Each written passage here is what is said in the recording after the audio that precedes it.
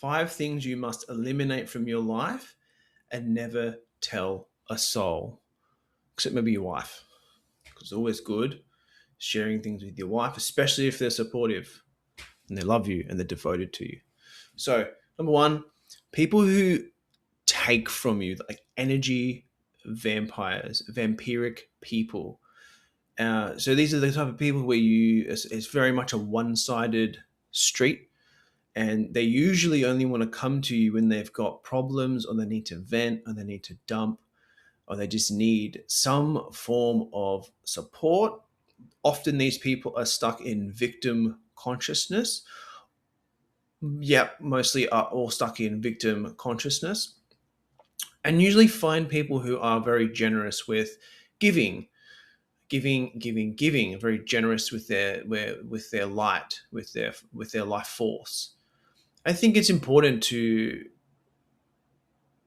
check to see how you feel after you hang out with certain people or be around certain people. Obviously, if you're around family, it's different because there's a whole other set of karmic conditions and karmic soup that you contending with. But if these are just friends, um, and you leave feeling drained or energetically fucked, basically, it's a good it's probably a good marker to go, I don't these people aren't alignment. And a way to start to reclaim your power in these situations is just to slowly basically say no.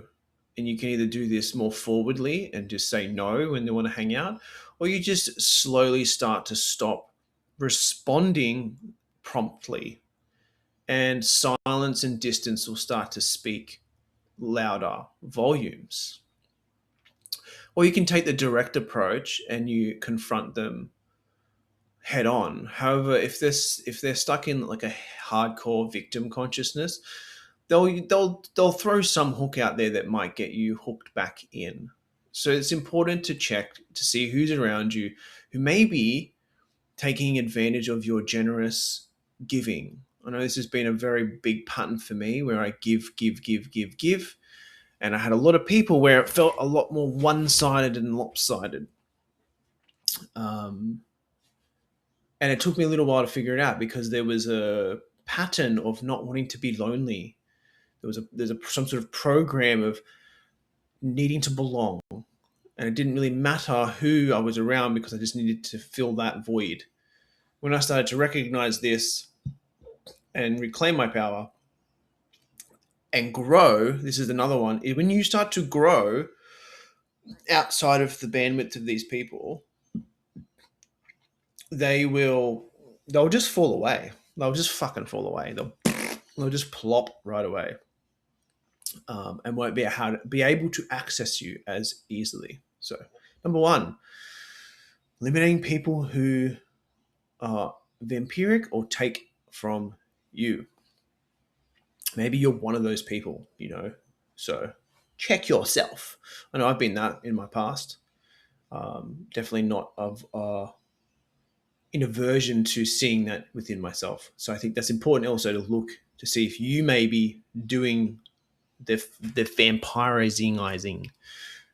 Anyway, number two. Sorry, gentlemen. The someday mentality. The I'll do it on Monday. I'll do it next week. I'm waiting for the perfect time. And fuck, this one for me is definitely been a present one. Not so much now, but I would say with certain, more so for me, it was always with creative endeavors. I'd be waiting for the perfect time or when I felt motivated or good or whatever to do the thing. And then that someday would never come because we come up against pressures of life and stresses and all kinds of feelings that you could associate that represent not doing it. So a lot of people will use this with diets and exercising, and they'll do it someday. I'll get it done someday.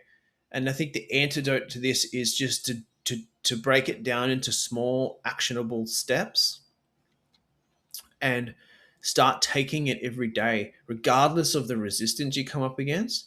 just fucking do it. And bit by bit, you'll realize you'll move towards that goal, because the someday mentality is probably one of the most self-sabotaging patterns in relation to moving towards your goals and aspirations. Like, I've got a few people I know, and they ask me about meditation because they meditate every day for a minimum of 30 minutes and have been doing so for 10 years, because it's the thing that's really been the game changer. So it's obviously I'm going to keep doing it, right? People are like, how do you stay consistent? And you're like, you just got to fucking do it. You got to show up to the thing, because eventually you meet that threshold where you know that you need to do it. It's like becomes a non-negotiable need. So the someday mentality is a very shit program to live in. So just break it down: simple, actionable steps that you can take every day towards the specific goals that you have set for yourself. So if it's in finance or fitness and exercise and health and well-being, maybe it's around creativity or business, maybe it is around meditation and spiritual practice. It's just set up an actionable step that you can take that's reasonable. It's not like some super, like, I'm going to meditate 90 minutes a day and you've never meditated before. Start with 5-10 minutes. If you're exercising, you don't exercise, start with 3 days a week and a walk, or, walk 5 days a week or something, to start the consistency of getting moving in your body. So yeah, someday mentality will fuck your goals in the arsehole. um, number three, healing your inner child. So this one, look, like, there's many schools of thought on this, but I believe that there's children in you that are stuck in psychological time from specific ages, starting all the way from birth, when you come out of the womb and your first patterns start to coalesce, start to compound and unfold from the womb. So there's much to be said around this. I know as a father, I always get in contact with the parts of me, younger parts of me, as my children have been growing up. Eldest being 9 almost, and middle 7, and then I've got a 3-year-old son, and he's probably been the one that's accessing a lot because he's the same gender as me. There's only 2 genders, by the way, just so you know, two genders, male and female. So when you're healing your inner child as a man or a woman, there will be these children that have got specific limiting beliefs and limiting assumptions of how life is in relation to God, creator, to self, to others. And you need to meet that with specific energetic sort of structure. Sometimes you may need to get a therapist or a mentor or a guide, preferably an elder who's a further down the path than you, to support you in this. This has been a big one for me, is like, going into my inner child work of all the different things that have happened in my life. Had a lot of, like, death when I was younger, and then moved countries from Scotland to Australia. So there was a lot there. And, even it is as simple as, well, it's not simple, but if you're the eldest or your middle child, and then there's another child comes in, my children are going through that now. We're about to have our 4th. They're all going through another member of the family coming in, and then that starts to create these sorts of a pressure of, shit, mum and dad are going to be, their attention's going to be occupied by the baby. They can feel it. They know it. So healing your inner child is really important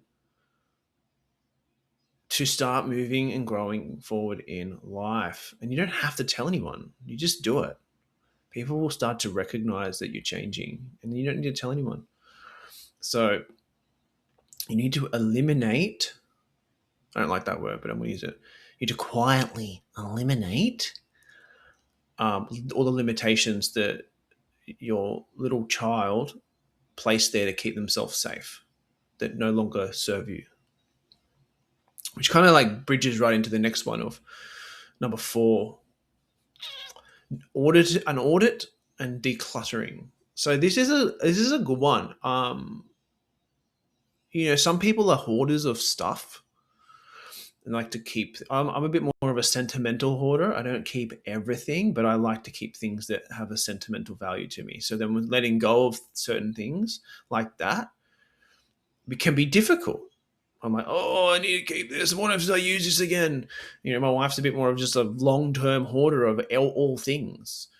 And we've done a lot of declutters in the several moves that we've had over the years, and it's been liberating just decluttering just physical objects, because physical objects get filled with meaning, and sometimes that meaning holds us in a certain position in life.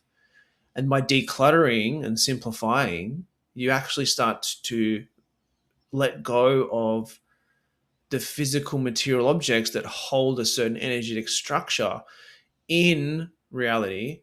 So then you can actually go, oh, you can move forward. You can move closer towards whatever it is you're aspiring towards. And this is not just an audit or decluttering of things in your house. It can be an internal audit and decluttering in the psyche, or maybe it's through fasting and detoxing, detoxifying the internal cluttered waste that accumulates from eating shit food and being shit to your physical temple and vessel. So these are the kinds of things that really support, that you don't need to tell anyone. You just do it. I think these are like the quiet things you do. You don't need to tell anyone, and they really have a profound impact on how you will move forward in operating in your other relationships, and reclaim a lot of energy, a lot more life force that's going out there, holding these things in place. So yeah, do an audit, declutter. This can be on multiple levels. It can even be around an auditing of what you're consuming, whether it's through technology, entertainment, on social media, or through relationships. What kinds of relationships are consuming you? Or food. How's your auditing your food? All of these things start to play a big role in your how you are in life, especially when you're starting out on like a growth journey. Like you're not an enlightened guru master who can just like be completely beyond it all, right? So you kind of got to think like that. You kind of go, hey, I'm at the start of my journey and I've got to take it seriously, but with a bit of play, a bit of fun in and amongst it. And just understand that everything's gonna have its own little process, whether large or small. So it's a good one to remember, is trust the process. Life's a process, non-linear, linear. But yeah. Anyway, number five, and we're done. Rumination and overthinking. So replaying old conversations, worst case scenario thinking, and just general stuck in your head, thinking about things that have yet not happened. And this really gets people, okay, this is something I struggled with for ages. And it was what helped was meditation and rebirthing breathwork. Basically, what I help guide people with is rumination and overthinking. Is like, I'd think of some of the most gnarly worst case scenarios, and my wife, I sometimes would share my wife, and she would see I was locked up and frozen for like 3 hours, not really functioning or speaking. And she'd be like, what's going on? And I'd share the most stupid thing, like, oh, like I've been to prison, military. So I'd be like, my mind, something would trigger something in my mind, and then I'd start to catastrophize, and all of a sudden thinking some SWAT team's going to rain down on my house. Like, there's nothing I'm doing that would cause that. But this one little trigger would trigger it, and then boom, stuck in overthinking, catastrophizing. And then there's rumination, is like you're stuck in the past, thinking about what you could have done differently.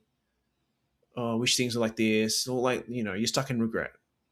Just come back here of what's actually in front of you, what's happening now. Come back to the moment with your five senses contact the moment with the five senses. Boom, what's happening here? What's happening in this moment? Not a moment that happened 10 years ago. What's happening here today, 2026? I get it. You get stuck in the past. It still happens to me. You think about things that like, oh, I want it like this, But that's not how life is. You're here now. What's happening here and now?